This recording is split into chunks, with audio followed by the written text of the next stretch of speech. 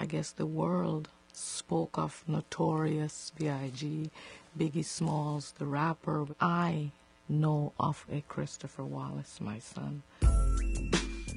Miss Wallace, I've gotten to know her from interviewing her and talking to her, and she's still the kind of person where when you're in her presence, you're like, you button up, you straighten your back. You talk to any of Biggie's hustling friends, they say Miss Wallace don't play. They were all afraid of her. Come on, Miss Wallace. We got Miss Wallace.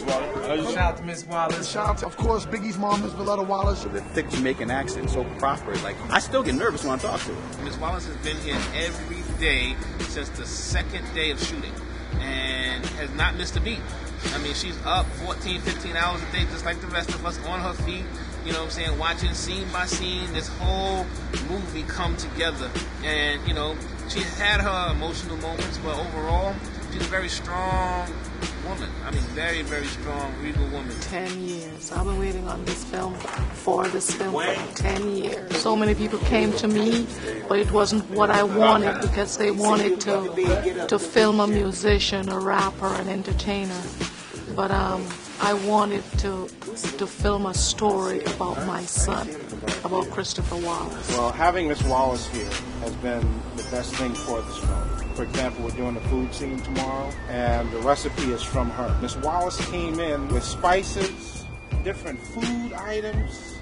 It doesn't get any better than that, and that's something the audience will never see because you get to taste it. It's great having that resource here. And that's what gets me charged up here because we're doing a movie about a real person. Some of the items that Biggie was involved with, food that he ate, foods that he liked.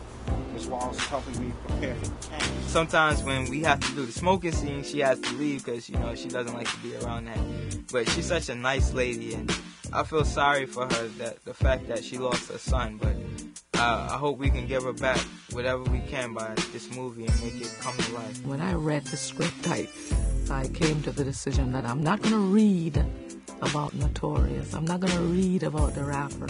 I'm only going to read about Christopher Wallace, my son.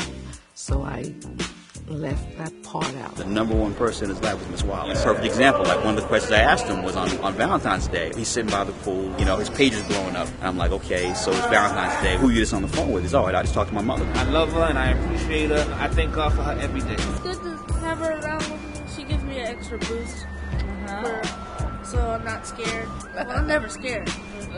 She just helps me. Since my son's death, there are so many projects, documentaries, books. Why not a mother come up with a project about the rapper, the son, the father, the entertainer, the icon that everybody spoke about? This is my project. I want to make a movie. Brooklyn in the house, you heard? NotoriousBlog.net.